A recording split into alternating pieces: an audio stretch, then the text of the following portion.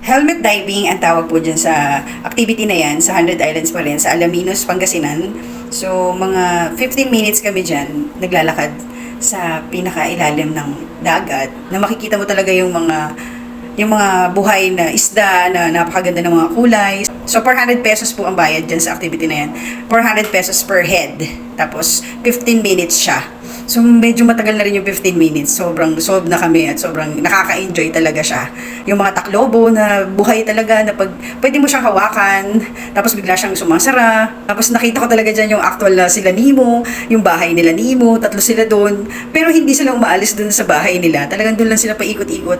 Talagang mahahawakan mo pati yung bahay nila Nemo. Ayan. Tapos, safe naman kasi may mga divers dyan na mag-a-assist sa'yo. So, medyo kailangan lang, anuhin mo yung instruction nila. Kailangan, sundin mo lang, aalalayan kayo ng mga divers habang naglalakad kayo sa ilalim ng tubig.